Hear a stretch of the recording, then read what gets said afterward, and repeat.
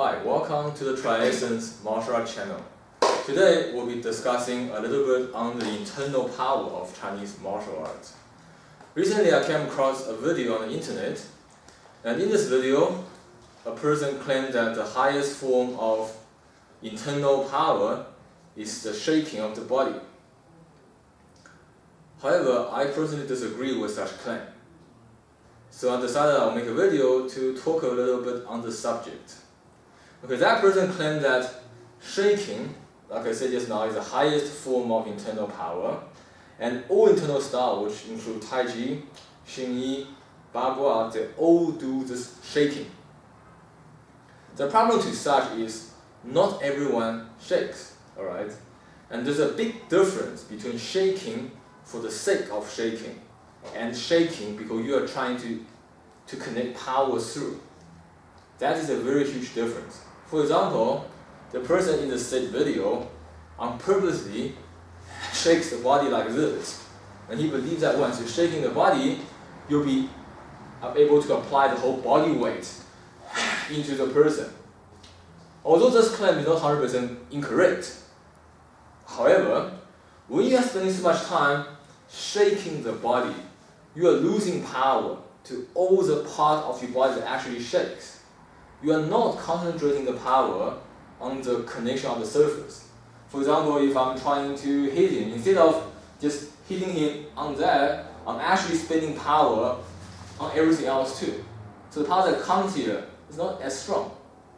Alright, the theory that some people seem to claim is that when my body shakes, the weight of the body is going to be behind this hit.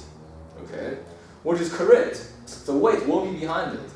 But just think about what happened to the power that I actually use to move my body, right? When I'm doing this part is going forward, that part is going back, and when I'm shaking, power is going out. So therefore, shaking, although is part of some internal training, it is not the highest form of internal training. And the only style that really does a lot of shaking is the Chen style Tai Chi. Alright? Yang style, Wu style, Sun style, none of them shake explicitly to generate power. Xing Yi, it depends on the lineage. Some styles shake a little bit, some don't. And Ba Gua, most of them don't really shake. The power is much more profound than just shaking. The other problem that comes with shaking for internal power is that the movement is too big, right?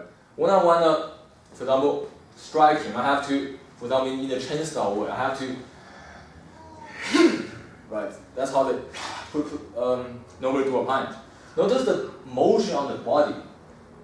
It looks like it's really powerful, intimidating. But the moment I start shaking, the person is going to do something else. He's not going to stand there and let me take a punch at him. And furthermore, if while I'm punching, he actually moves out of the way or does something else, I actually have to wait for the shake to finish before I can do something else. Because the shaking is taking over my body the moment I'm trying to punch. So if you miss, you have a serious problem. Same with if I try to, the one where they grab the person's hand, right? When I'm trying to grab his hand. It works if if the guy doesn't move away and I go, right? It can work.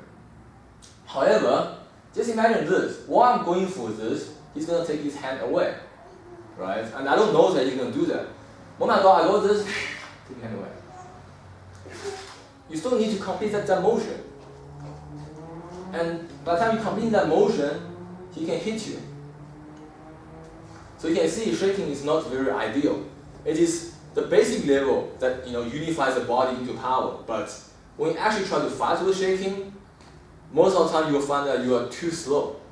Right? Before you can shake a power properly onto the person, he's doing something else. He's going to hit you, he's going to block, he's going to sidestep. Many things he can do. That is why, even in Chen style, which they predominantly practice this kind of shaking, it's only applied in some instances. It's not something you apply with every internal power you generate.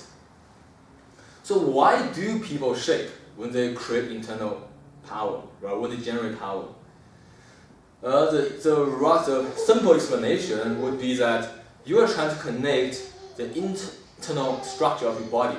And you want to create power from the feet, legs, waist, hips, body, and out. And when the power is created that way, you also want to relax your muscles. You don't want the muscles to tense up. When muscles tense up, the power gets blocked in the body. When your muscles are relaxed, right, the power comes through. And when there's a power going inside your body, and the outside the muscles are relaxed, it will create a surge. And that surge looks like a shake. But keep in mind that the key here is the power that you come through, right? The power that you generate is not the shaking itself.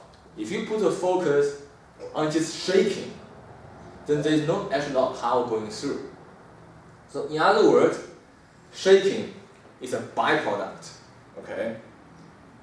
The real focus is how much power you're generating by connecting the internal structure of the body. The higher level you go, the less shake you will have. For example, in the Xingyi system, they have three levels of power, right? They have visible power, hidden power, and the last one is hard to translate, but I'll just call it in the meantime as dissolving power.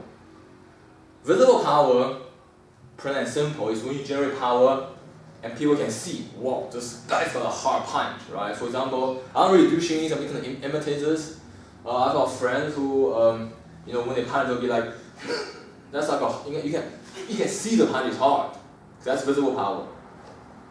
And that's only level 1, that's basic level. You want to then go up to hidden power. Why?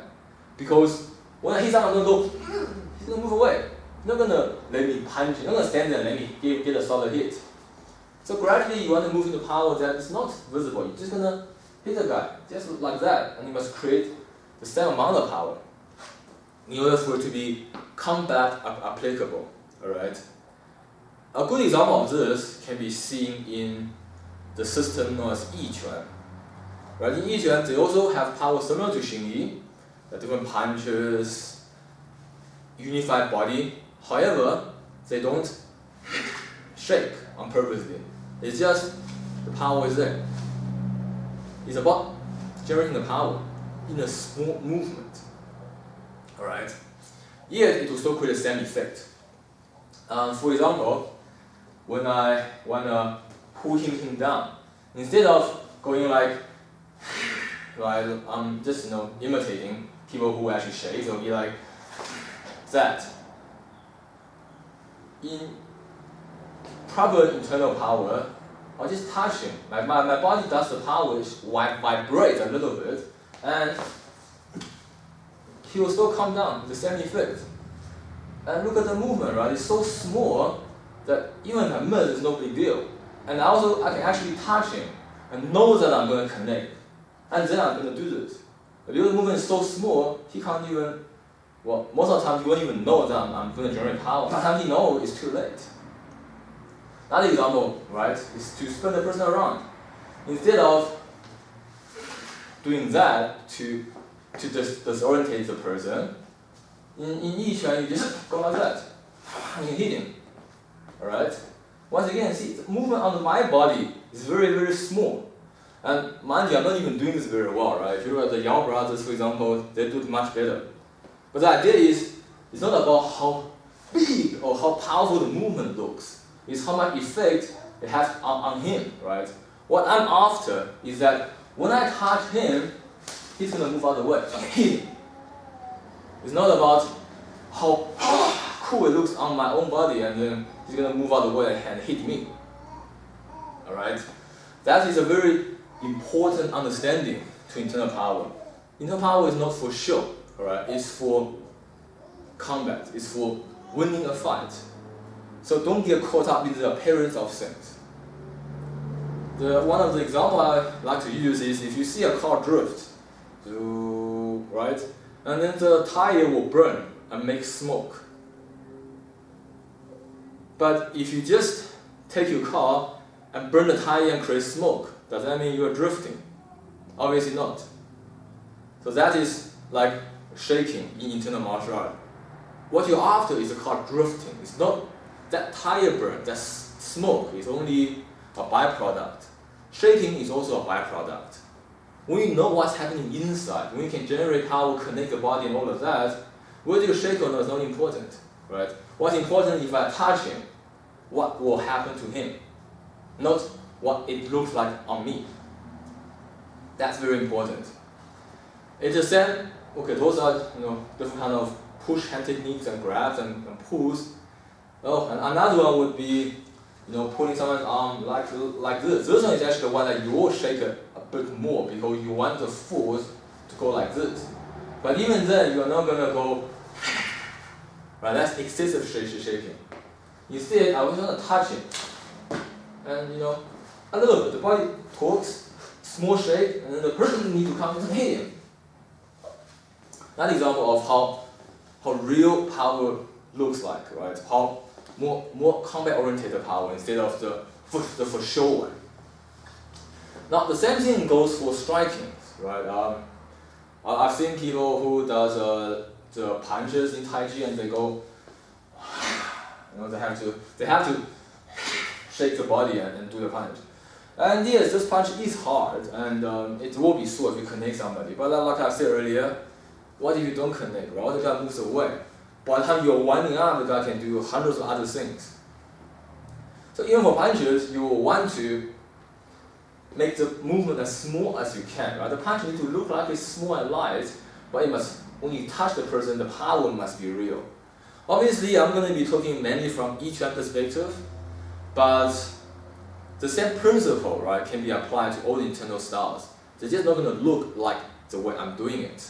So, for example, when we're going to punch someone, instead of having a lot of motion in the body and goes, which by the way, a lot of power is wasted going all over the place. Alright? What you actually want to do is just to focus the power on the leg, body up to this point. So if I do this punch, it's just there. Okay, a very small thing. And a very small thing I can deal damage to him. And the movement is so small, so imagine if I'm in a combat situation, I can block, and hit. Right? And you can't even see that punch coming, it's right here. I put my hand here first, and then I hit the person. Same with, for example, the downwards punch, right? Instead of coming from here and hit, or like the people who does, which is all too much, right? I'm just gonna, lightly come up to here and just punch, right? Now, punch like that will deal sufficient enough damage and can carry out other punches. And each of them are going to be just as hard. So, once again, punching is also about how we actually land from the rest of the body. It's not about how much shake or aftershake you can create. Those are just for show. Real punch is going to be as small and compressed as possible.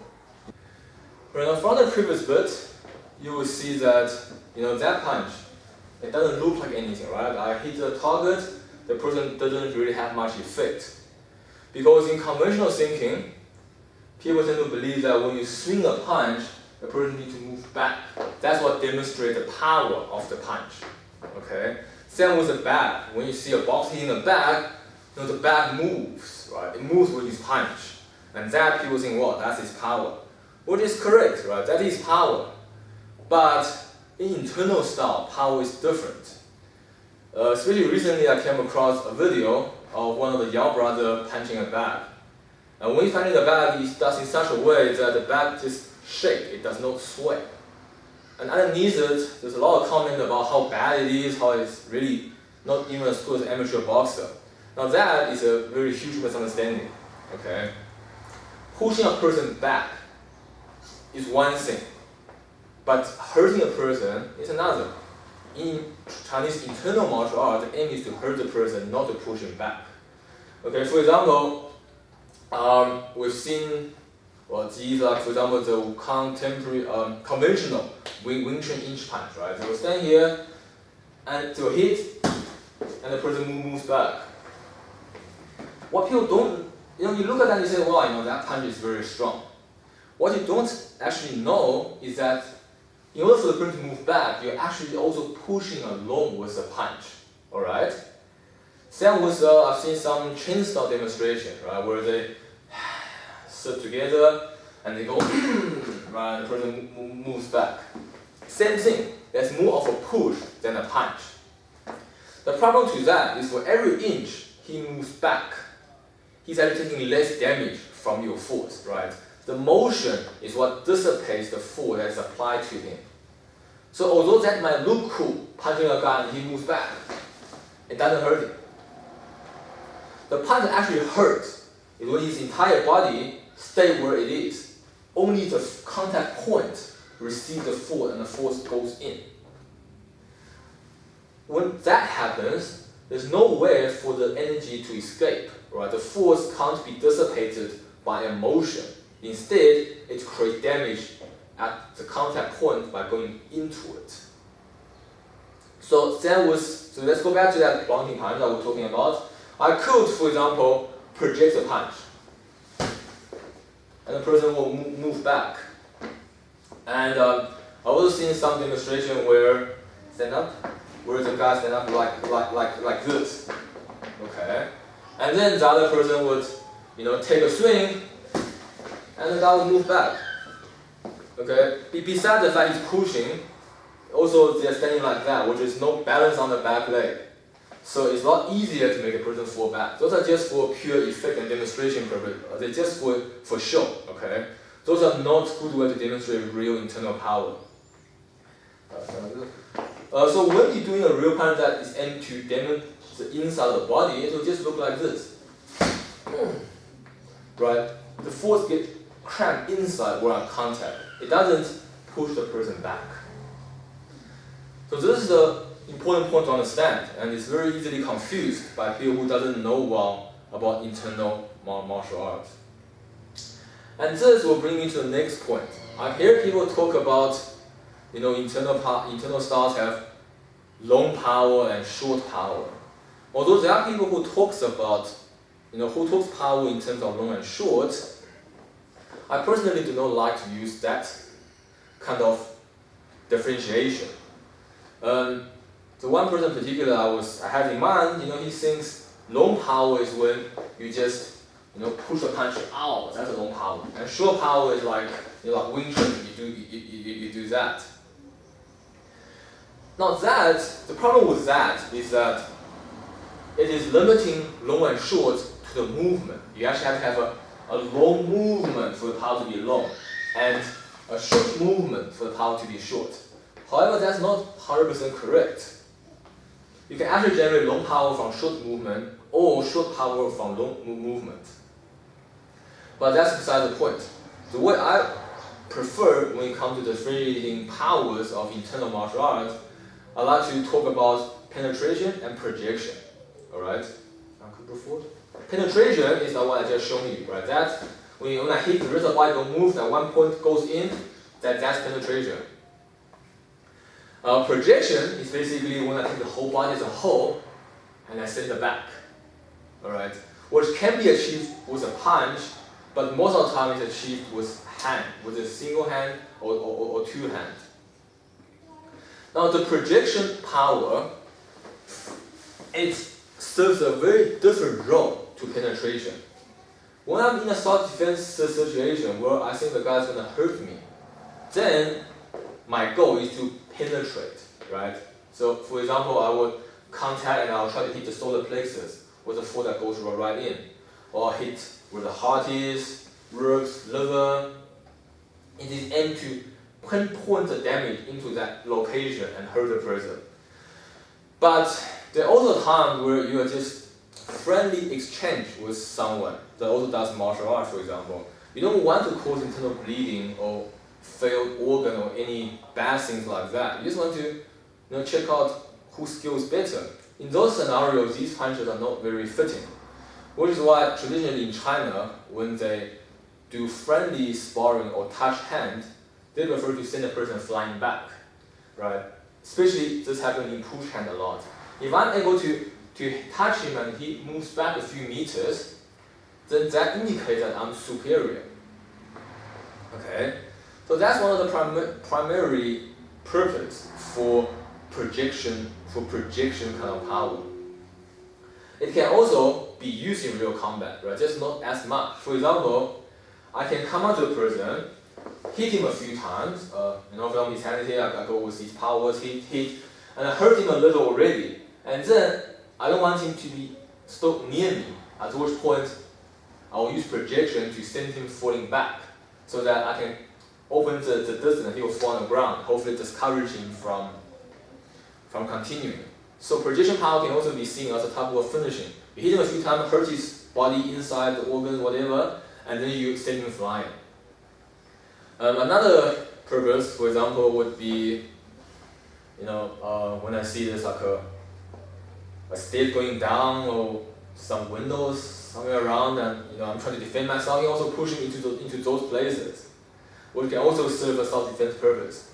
So although projection power is mostly used for friendly exchange, it can also be used in a combat situation. It's just not there to drop a person or cause internal bleeding. It's served for another purpose. For example, another typical scenario is, especially in the West, right? These big jockeying bars always come up to you like this. Okay? And obviously, if you hit him in the head, it's going to look bad. So in some scenarios, instead of hitting him, you can just project his whole body with power, fall on the floor. And then, hopefully this will discourages him, or you can just walk away from that. So just examples of where you may apply this projection power. Because I often hear people say, why would you want to push a person back and that will hurt him? So what I just say is basically to answer that kind of question. What the projection power looks like is like this. First of all, once again, whenever anybody is showing someone standing like this, it is cheating, right? If you stand like this, anybody can push a person and he will fall back. You do not need special training because he has no support on the back. So any kind of person will push and the guy will fall. So when you are showing projection force, power, you have to make sure the person is standing at least like this, right? The lower he stands, the more difficult it is, but at least you need to be standing front and back to have a firm balance to demonstrate this. And what it looks like, I'll show it lightly first, is that I'll touch the person, right, instead of using momentum, which once again is something that you don't need training for. And from here, I generate power through the body that sends me flying back. Okay? That is projection power. And as you can see, it also has nothing to do, well, it doesn't have much to do with shaking. And the original topic we're talking about is why shaking isn't always, the most important part of internal power, and why it's definitely not the highest form. When I want to create that kind of power, there's very little happening to the body. Right? I don't want to, for example, do that, and that is not even going to send you flying. Okay, and it's too big. I'm going to have to get to a person, and that's really impractical. Real internal power, you don't see the effect on my body, you see it on the other person, right? If I just do this, it doesn't even look like much, but the moment I touch a person, let's come a bit closer here, you will see how much force is created from seemingly small movement, right? So let's do that again. So when I touch him, it will be like that. That's another example of a type of internal power, right? Projection power.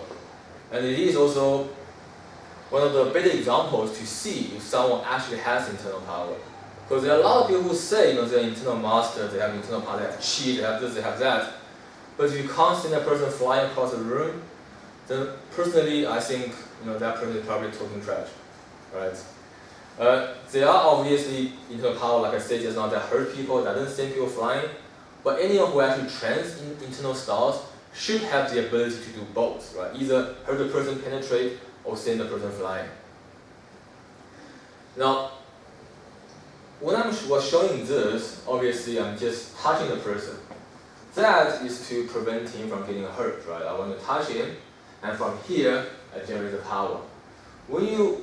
Let's say you want to actually send somebody flying in real life, you wouldn't have to be this nice, right? You don't have to touch a person first.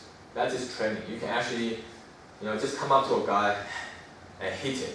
what happens then is it will be a force that hits him, and that hurts, and the force that sends him flying.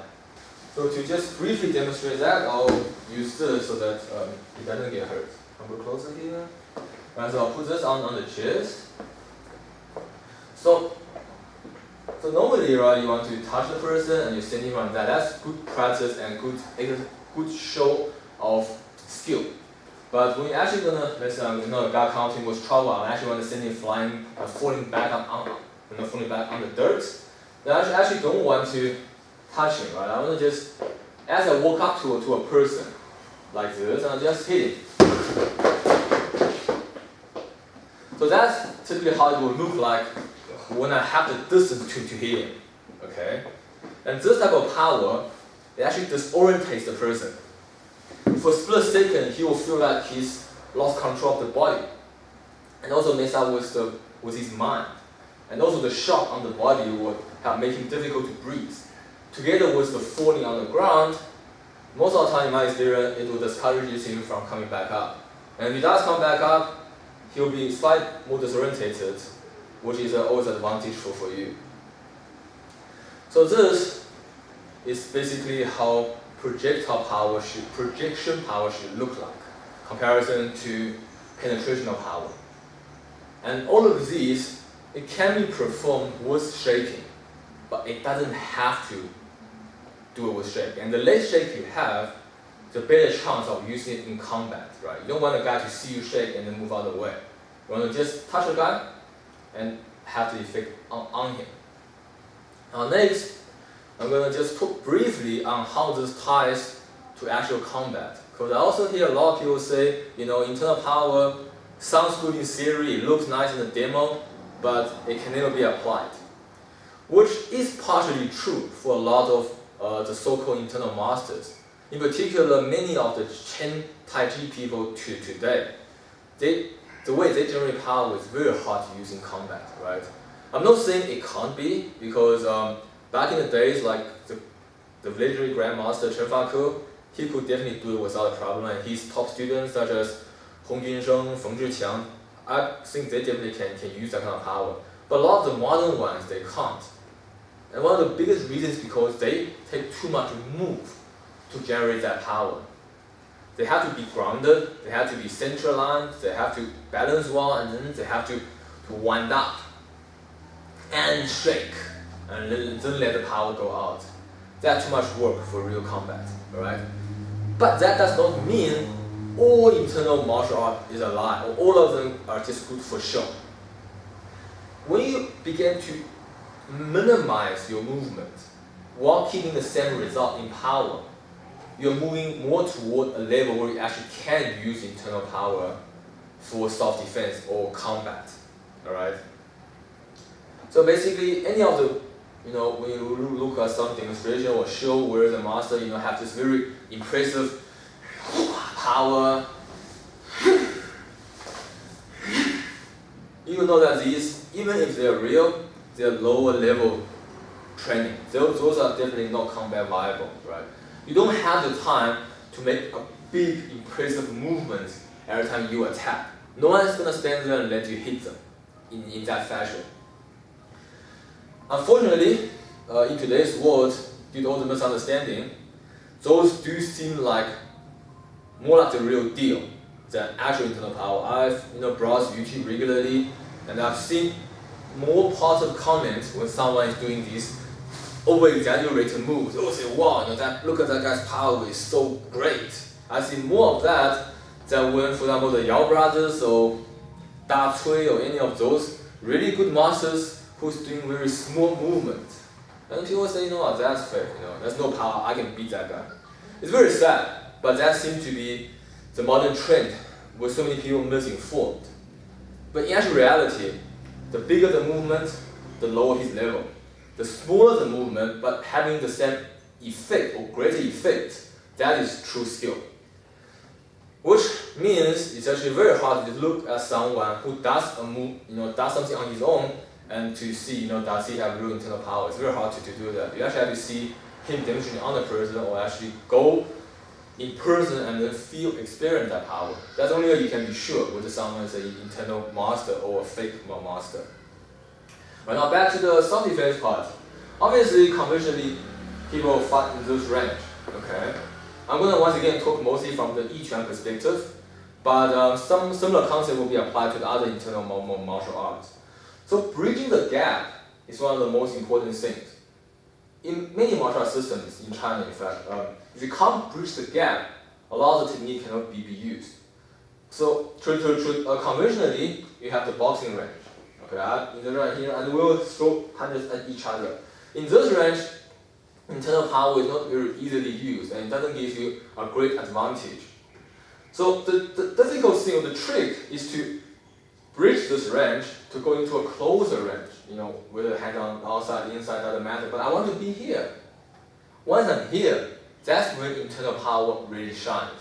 So if you have trouble going from this range into this range, then your problem does not lie in internal training, right? It lies in your combat ability and understanding to entry, things like that. You're lacking knowledge of combat, not knowledge of internal power. Now, so we're going to slightly bypass that. So once you get here, okay, this is where internal power really shines. How would you use the power then? First of all, you have to have sensitivity, right? You have to listen to the person. Which is why Tai Chi and Yiquan have, push hands, and things like Wing Chun have Qi Shou, right? It's all for sensitivity. Because once you close, you have to feel. Eyes is not enough, and it's not fast enough, right? In this scenario. Then, once you identify the direction of this way, is going, is he pushing forward, is he pulling back, is he pushing left, is he putting my arm inwards, or if he's trying to push my arm outwards. Once you listen to those, next you use unified power to destabilize it, right? For example, if I want the person to go down, I'll do this, and then the punch will come up here. Or I want the person to go backwards, right? Like that. So just imagine we're in this range. Now he's throwing a few punches at me, and I come in and I hear this, and I want to split him. So I say split, and then the punch will follow to the head, jaw, solar plexus, chop to the neck. And this is a part where small movement of unified power really shines. Because I could hit him multiple times, and every time is with most of the force of my body penetrating into him. And this punch doesn't delay me. It's not like I hit him, and I come back, and then hit him again. It's really fast. But yet, every punch is going to have a lot of force behind it. At the same time, it's not changing very easily. So that is one example of why these smaller punches are very useful when it comes to close range. Next is the knowledge of push hand, right? When I'm doing this, keep in mind these are just ideal scenarios. I'm just trying to explain how it works. When I'm fighting someone who's fighting back, it will not happen as just ideal. Okay, so this is just to give you an idea. It's not to show you this is exactly how it happens when I fight. That's not the case. So when I'm punching him, for example, here, I'm also controlling this arm, squeezing it in. And I'm not squeezing in with raw muscle power, it's structure. Structure, lock and punch at the same time. Okay? And when that one miss, when I pull him, hit him there, I'm going to destabilize him. So all of these are places where internal power would help you. And all of these are places where shaking or big shaking would be at a disadvantage. Right? Imagine I'm going in and I have to go. It's too big movement compared to just that. Right? So this is why the smaller the movement, the better. If you can, like I said previously, if you can just touch a guy and create power, that's the best. You don't want to do that and create power. So that's just a brief example of how these things could be used in self-defense and combat. But just keep in mind that the main point of this video is to show that shaking and obvious movement of power isn't actually a high level of internal power.